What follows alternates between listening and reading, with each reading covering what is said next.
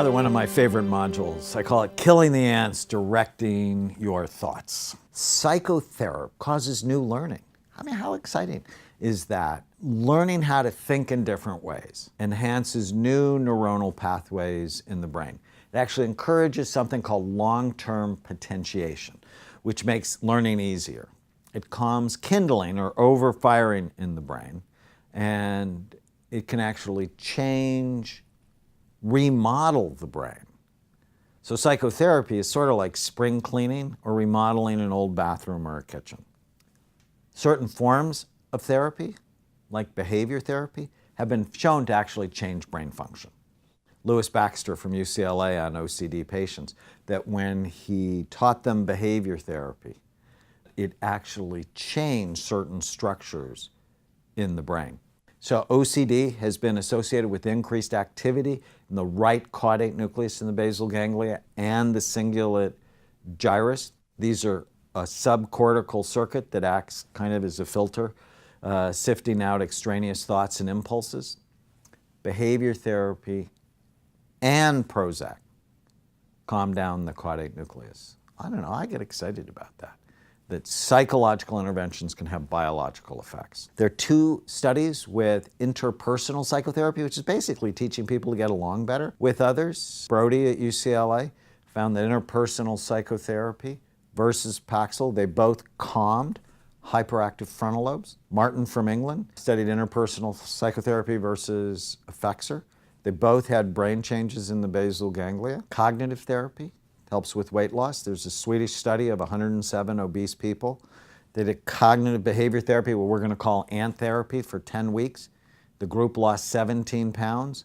Those with no intervention, so they compared them to a weight group, they gained weight. 18 months later, the CBT group lost another 5 pounds. The control group was still gaining weight. Another study using imaging technology found that CBT actually causes changes in the brainstem and the cortex.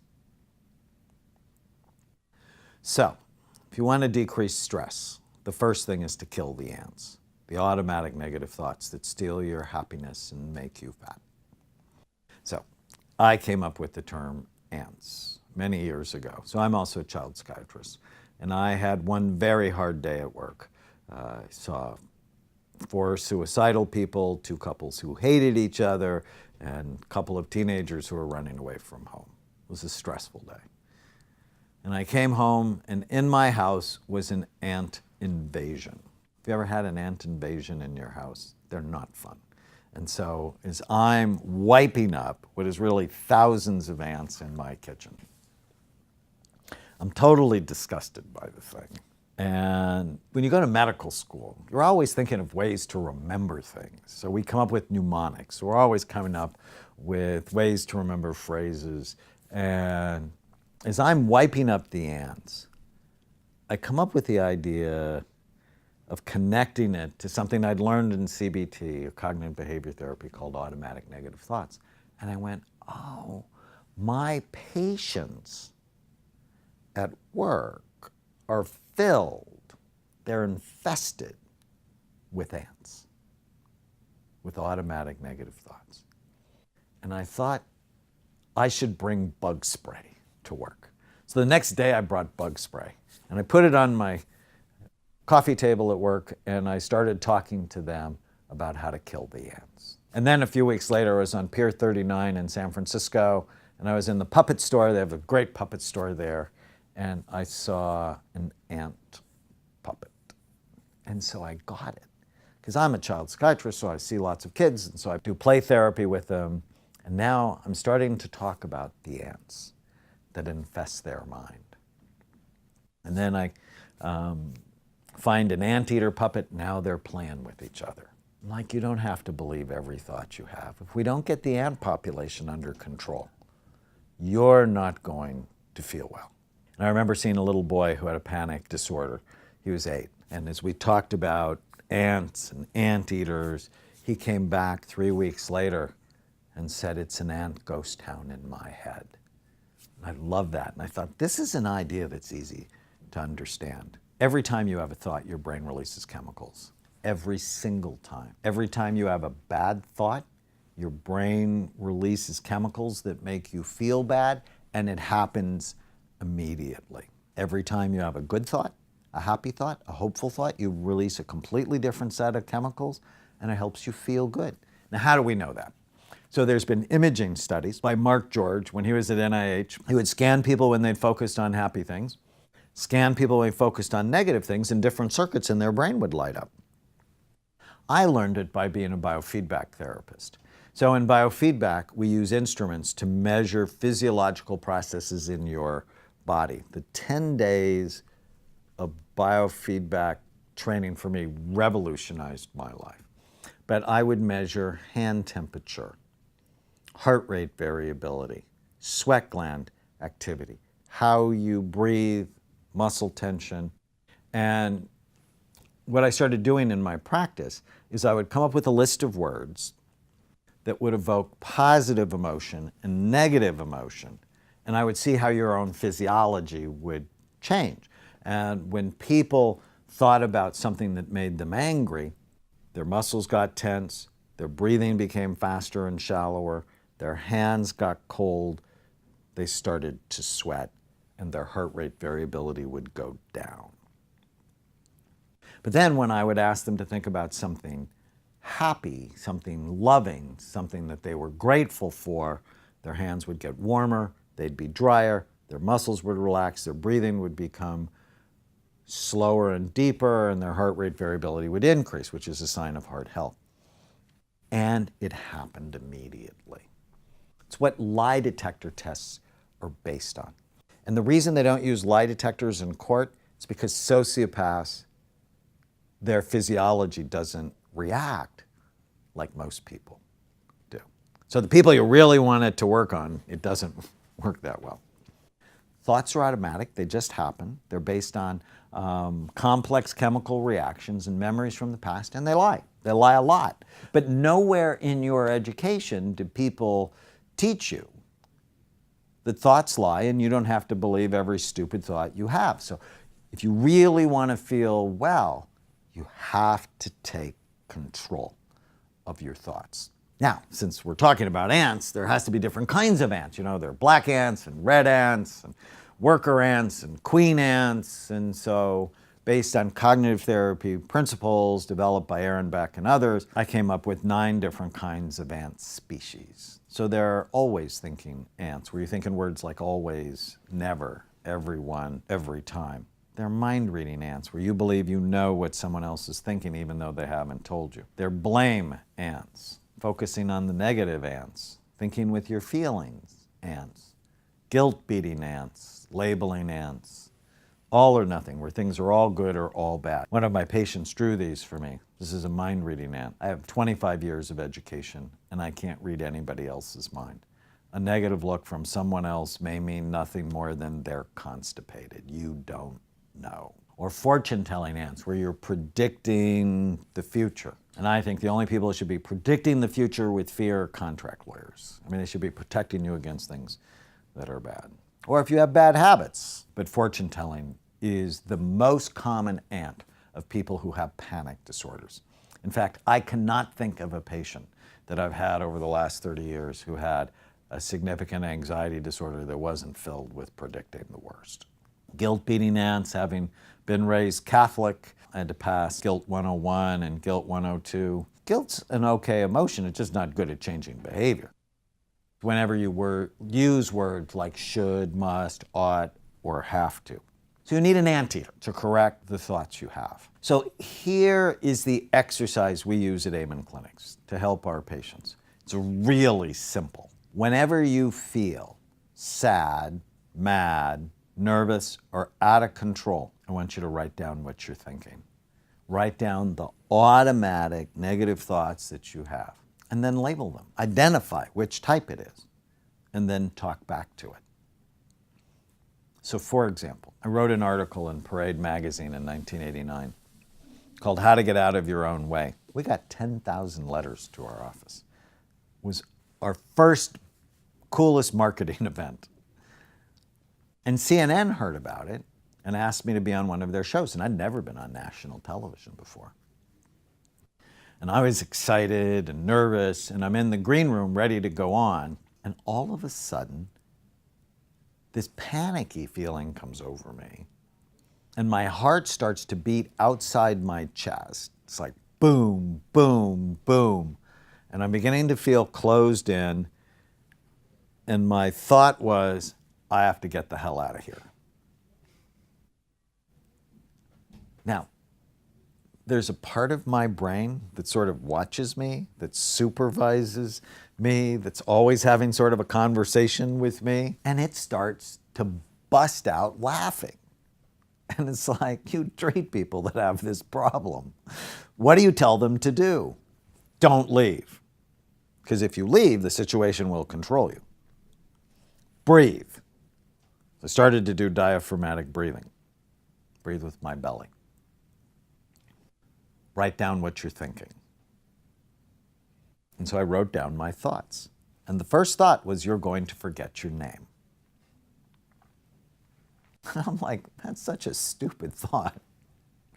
The second thought was, you're going to stutter. And the third thought was, 2 million people are going to think you're an idiot. So I wrote them down. And then I identified them. Fortune telling, you're going to forget your name. Fortune telling, you're going to stutter. Mind reading, 2 million people are going to think you're an idiot. And then, like I taught my patients, I talk back to them. I don't know how many of you were good at talking back to your parents when you were teenagers, but I was excellent. And so I used that skill to talk back to myself. So when I wrote down, you're going to forget your name, and then next to it I wrote fortune telling, and then next to it I went, probably not. I've never forgotten my name. But if I do, I have my driver's license in my wallet. Now, I've been on TV thousands of times since. No one's ever asked me my name. They all knew it. They invited me. The second thought, you're going to stutter, fortune telling. So think of triple columns on paper. The ant, the type of ant, you're going to forget, you're going to stutter, fortune telling. And then I wrote, probably not. I usually don't stutter. But if I do, there are probably dozens of people watching who are stutterers that now they have a doctor they can relate to. And then the third thought, 2 million people are going to think you're an idiot. Mind reading. And I went, maybe so. But then next to it, I wrote the numbers 18, 40, 60, which stands for a rule I teach my patients, especially my anxiety disorder patients. It says when you're 18, you worry about what everybody's thinking of you. And when you're 40, you don't give a damn what anybody thinks about you. And when you're 60, you realize nobody has been thinking about you at all. People spend their days worrying and thinking about themselves, not you. And it helped me so much. And I went on, and I did okay, I think. But if I wouldn't have killed the ants, and I would have left, it could have dramatically changed the trajectory of my life. Because television, for me, has actually been really important. My shows have aired like, 70,000 times. And what disturbs me is nobody teaches this routinely in schools. So this is a common psychotherapeutic intervention. So most psychologists and social workers and marriage and family counselors and licensed professional counselors, they do this thing called cognitive behavior therapy. I find ant therapy is just really simple, and it's very powerful. But I think it actually should be taught in second grade. And I've taught it in second grade, and second graders can get the concept. And I think it should then be reinforced in fourth grade, and sixth grade, and ninth grade, because what it does is it helps to prevent certain mental illnesses like anxiety and depression. And it helps, it's been shown in studies to help with personality disorders. It's been shown to help with relationships. Whenever you feel sad, mad, nervous, or out of control. I want you to write down the thought. And since my book, Change Your Brain, Change Your Life, came out in 1999, it literally doubled our practice. But it didn't double our practice with easy people. It doubled our practice with complicated people. And so often we get people who'd failed 6 medications, multiple doctors, they were complicated, and so I was anxious. Think to myself, this patient's going to be difficult, but what am I doing? I'm fortune telling. I'm like, this may be a great experience. And when you get people well that no one's gotten well, you feel pretty good about yourself. This is Big Ed White. He came to see us as part of our NFL study. And they call him Big Ed White because he's really big. He's like 150 pounds overweight. And I said, Ed, what's the deal with your weight? He said, I have no control over my appetite. I said, is that true?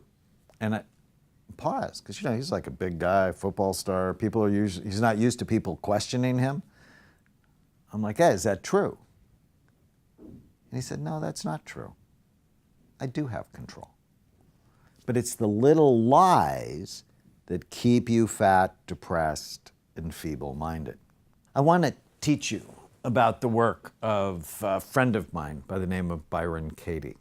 She has taken cognitive behavior therapy to a completely new level and made it very elegant and drop-dead simple. It is so powerful, and it's based around 4 questions. So Katie was a woman who for many years was depressed and had problems with alcohol and had an eating disorder. And she was suicidal. And she woke up on the floor of a halfway house. It was 1986 in Barstow, California. And she realized when she believed her thoughts, she suffered. But when she didn't believe her thoughts, she didn't suffer anymore. She talks about this in a book I like, one of my favorite books called Loving What Is. And her work is based on 4 questions. So whenever you feel sad, mad, nervous, or out of control, write down the thought.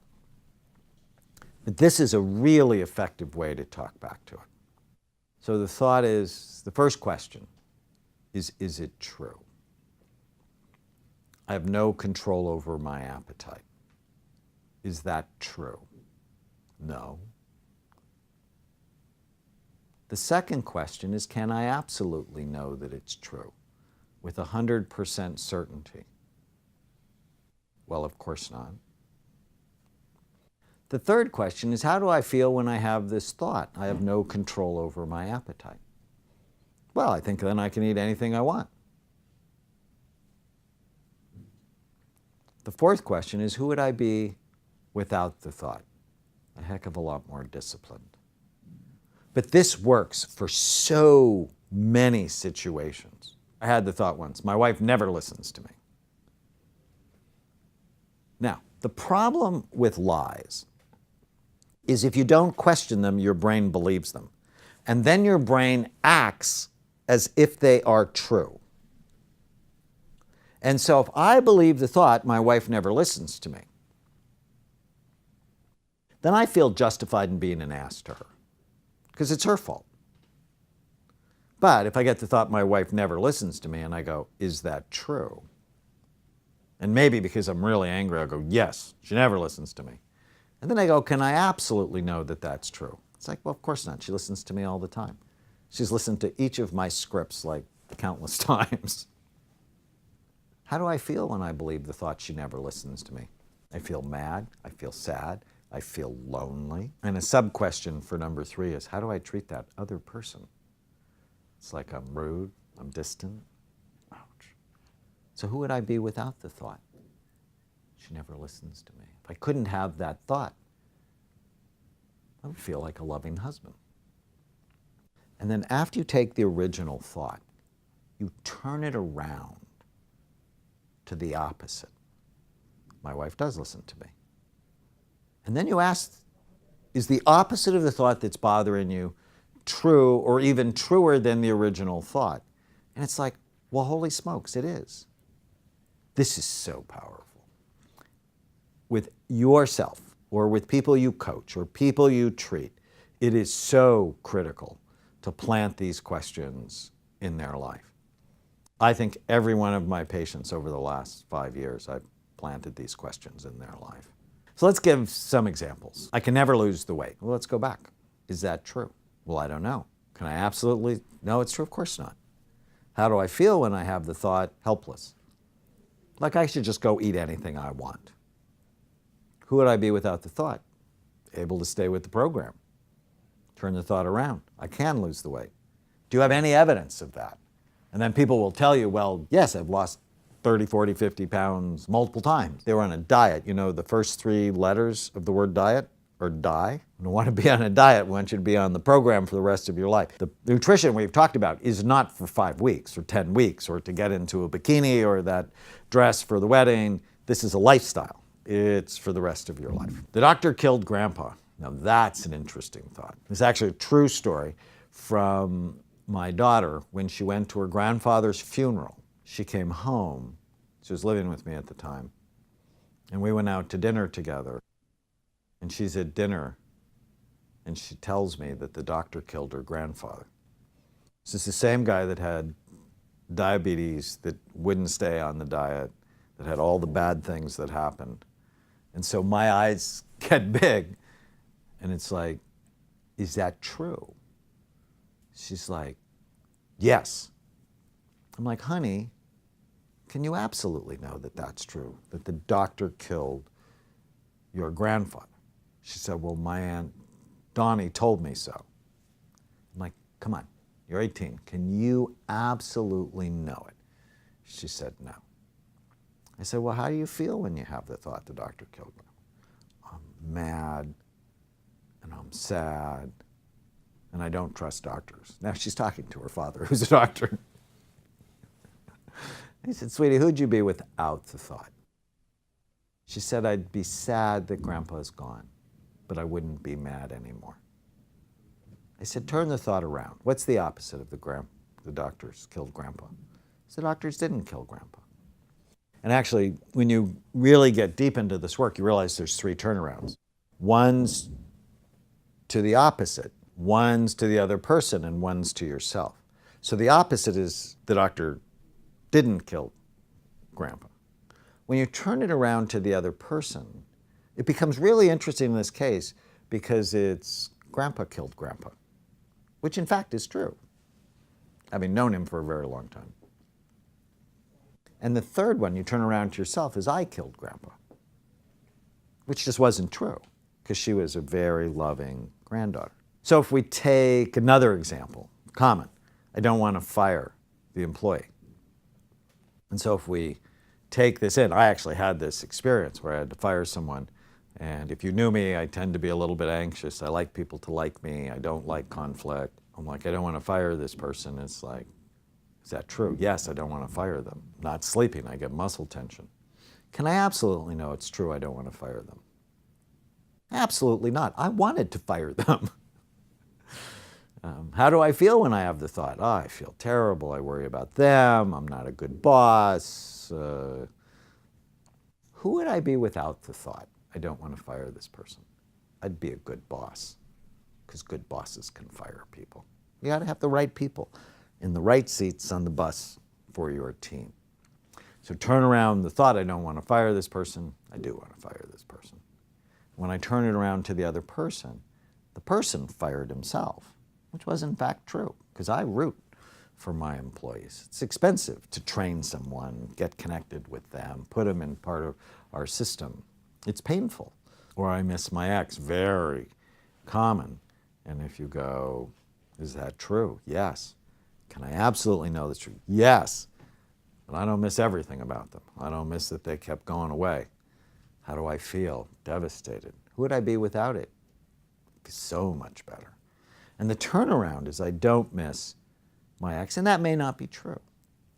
But one of the interesting turnarounds is I miss myself, which is usually what's happened when people go through a breakup. It's they miss their happy self. Or one of my patients said, my son treats me badly all the time. And I went, well, is that true? Yes. Can you absolutely know it's true? Well, not all the time. And often you just need to crack the thoughts to begin to change behavior. Very powerful questions. If I had my prayer, it would be that people just carry these thoughts around all day long. It's not pie in the sky happy thinking. I don't want people to do that. The don't worry, be happy people die the earliest from accidents and preventable illnesses. So the goal is never positive thinking. It's accurate thinking. That's what I want for you.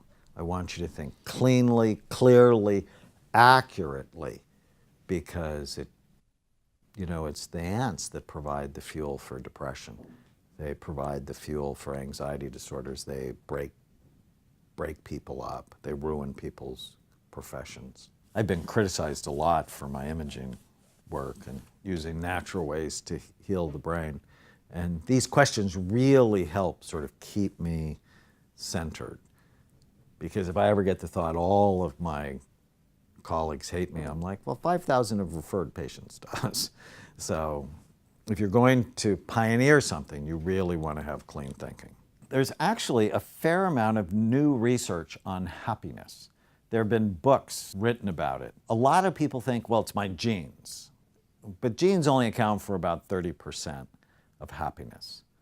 What accounts for more is your engagement with life, the meaning you have in life, the quality of mood of the people you spend time with, and the quality of your thoughts. Martin Seligman at the University of Pennsylvania talks about gratitude, that if you focus on 3 things you're grateful for every day, within 3 weeks, you'll notice a significant increase in your level of happiness. So we actually did a study here, a case study on gratitude and fear. And Noelle Nelson was writing a book called The Power of Appreciation. And she wanted us to scan her when she was appreciating her life. And so we did that. But at the end of the scan, when I went over it with her, I'm like, well, we have to scan you when you're hating your life to have a comparison. And she's like, well, I don't want to do that. And I'm like, come on, it's for science. She said, it'll make me feel bad. I'm like, it'll be okay. And what we found was that fear caused a marked deactivation of her cerebellum. I'll show you in a minute. Fear increases confusion, and it'll put you into an athletic slump. So those of you that are athletes know that if you begin to self-doubt and negativity, it doesn't increase your skill, it decreases your skill.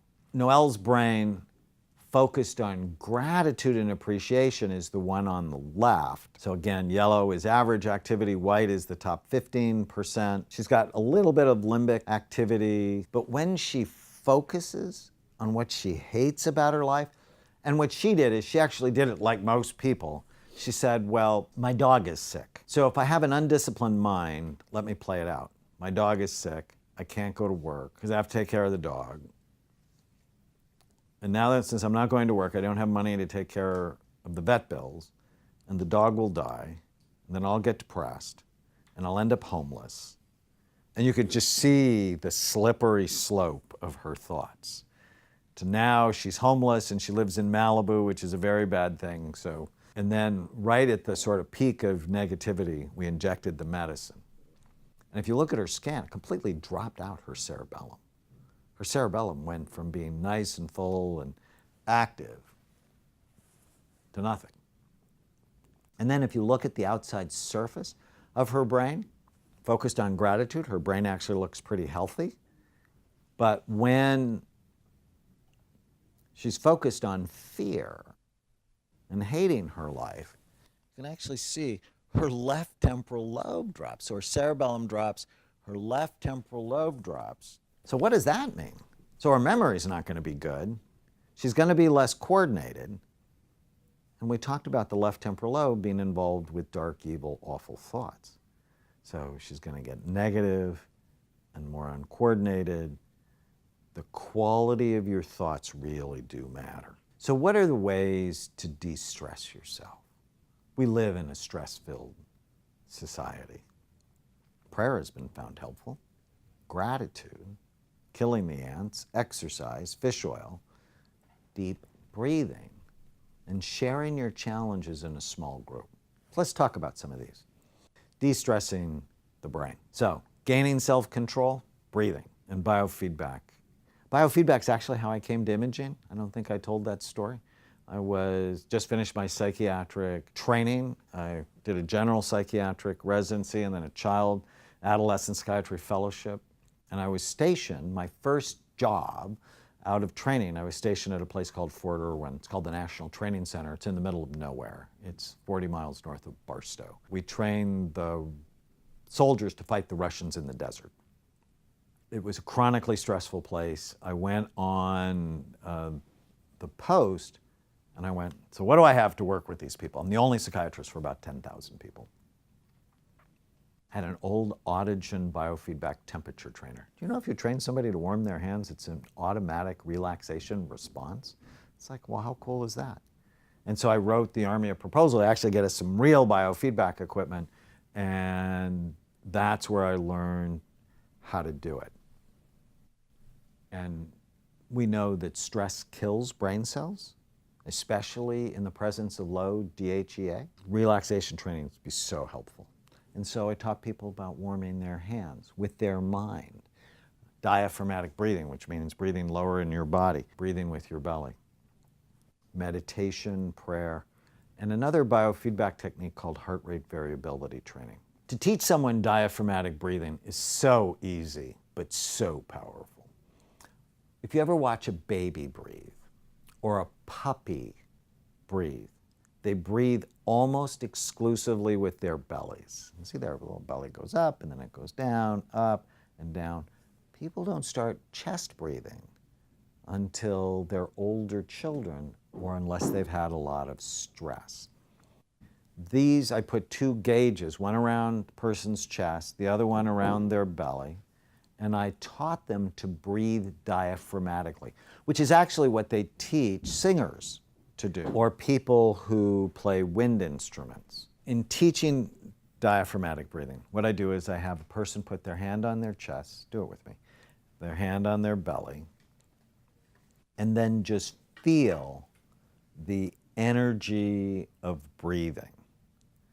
And for those of us in the military, remember, stick your gut in, chest out. It's totally the worst thing to do.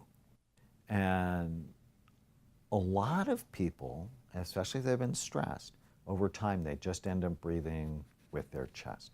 But the reason to stop that and breathe more with your belly, there's this big muscle between your chest and your abdomen called the diaphragm. It's shaped like a bell.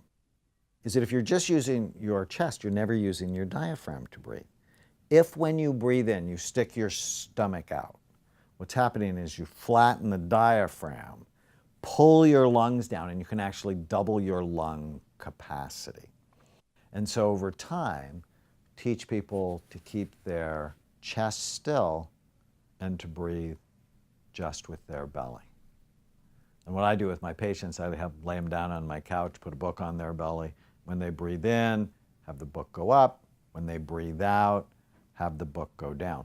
So this image is actually of a patient of mine, taught him beautiful diaphragmatic breathing. The big wave is the gauge around his belly. So he's breathing very nicely, his eyes closed, and I said, think about the last time you were angry. And look what happens, his breathing just stops, becomes very erratic.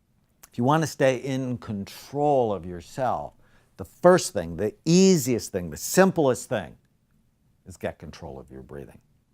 And I actually do a very simple exercise, 5 times 2.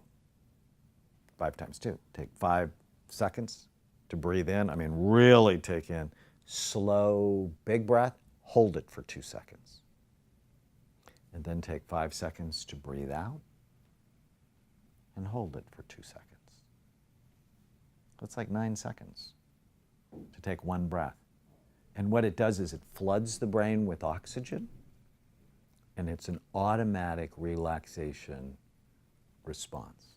And it'll help break a panic attack very quickly or settle you before you have to give a talk or before you do something important, to get control of your breath.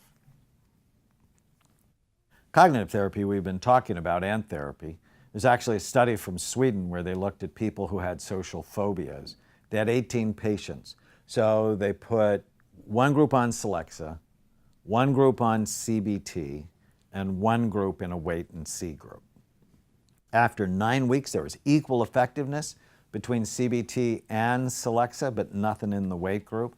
And the CBT group decreased activity in the right amygdala and hippocampus, so part of the limbic brain. And I read that study and I'm thinking to myself, social phobia. So you have trouble, you have anxiety in social situations, so you have trouble getting a date. So at the end of 9 weeks with Celexa, you can get a date. But you can't do anything on the date because 60 to 80% of people on Celexa have sexual side effects. At the end of 9 weeks of CBT, you can get a date. And you have more options on the date because you have fewer side effects. So in my mind now, I know I'm a psychiatrist, so I should want to prescribe medication. But I don't know, I'm thinking about the best interests of my patient, first doing no harm, and I want them to have more options. There's also a cognitive therapy imaging study on people who had spider phobias using fMRI, and they found that fear activated the right lateral prefrontal cortex. So the right side of the brain, as we talked about before, is the more fearful, mournful, anxious side of the brain. After CBT, there was no activation of that right lateral prefrontal cortex. Prayer and meditation. My friend Andy Newberg has published studies on Tibetan monks and Franciscan nuns while they prayed and meditated, and found that both prayer and meditation increased activity in the prefrontal cortex and decreased activity in the parietal lobes. And it's very interesting because he wrote about this in his book, Why Won't God Go Away? So his study showed boosted blood flow on SPECT. We did a study on a Kundalini yoga form of meditation, baseline versus meditation, the chanting meditation that we discussed, and we found left parietal lobe went down, but the prefrontal cortex, left and right, went up, and the right lateral prefrontal cortex, that area involved with spirituality, or what some people think of as the God spot. Dharma Singh Khalsa, a famous meditator, physician, so he's teaching me how to do this meditation. This is our research team with all of the images. What we found, decreased activity in the left parietal lobe, but increases in the frontal lobes, actually very significant increases. So meditation can boost brain activity while calming the internal structures in the brain. So it's that perfect balancing act, and so simple to teach. I've been particularly interested in hypnosis since I was a medical student. Actually took a month elective in hypnosis, and my first 3 published papers were on hypnosis, one for Parkinsonian tremor. Parkinsonian tremors go away when they sleep. In our experience, they also go away in a hypnotic trance. Also for cardiac arrhythmias, decrease their frequency in hypnosis, hypnotic trance, and also in the emergency room. There are a number of imaging studies with hypnosis. PET studies show increased left hemisphere, so the happy side of the brain, increased the brain's attentional system, and shown to decrease pain in the areas of the brain that feel pain. So that would be the anterior insular cortex and the middle cingulate gyrus. Components of hypnosis, I've just really liked it and felt it to be very powerful. It's natural. We're in hypnotic states all the time. So for example, if you drive a long distance and you went through a city, but you don't remember the city, but obviously you were awake and you didn't get into an accident, it's a hypnotic state. Or you go to a movie that's just a great movie and you're so engrossed in the story, and a movie that's 2 hours seems like it goes by in 20 minutes. That's a hypnotic state. So it starts with focused relaxation. What I do when I hypnotize someone is I get someone to focus on a spot on the wall. I do some deep breathing, progressive muscle relaxation exercises. I'll do a deepening exercise, do a lot of imagery, and then individual techniques, whether it's weight or smoking, anger, pain. I find it very powerful.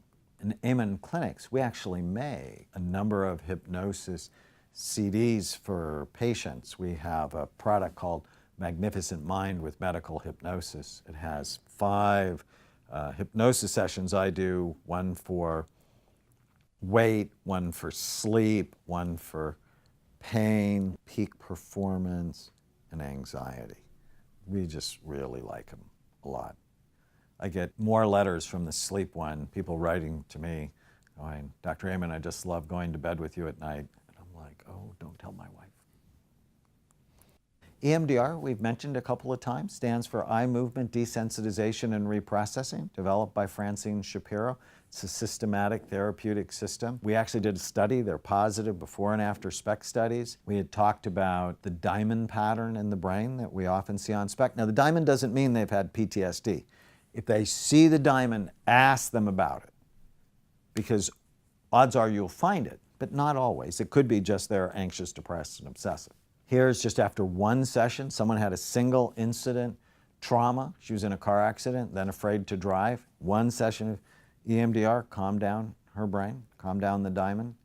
Here's another one who was in a fire, and this was a number of sessions, calmed down the diamond. This was our study, 6 police officers involved in shootings. We scanned them beforehand, then their first EMDR session, and then after treatment. And what we found is each of the subjects that calmed down the diamond after treatment. So this is the report of the PTSD symptoms. The red bar is the symptoms before, the blue bar is after. You can see everybody had a nice response. And what we found afterwards, we activated their left frontal lobe after EMDR, so it's sort of the happy side of the brain, but decreased the right lateral temporal lobe. We also did a study with Qigong, which was just fascinating. It's a Chinese meditation. There's been studies on blood flow in Qigong, finding an increased blood flow. When we did this study, we actually had a Qigong master direct energy to other people and could see immediate increases on QEEG of activity in the people. So people are contagious. So these are really simple psychological exercises to help the people you coach or the people that you treat, from teaching them not to believe every stupid thought they have, to breathing, to meditation, hypnosis, and some structured practices like Qigong.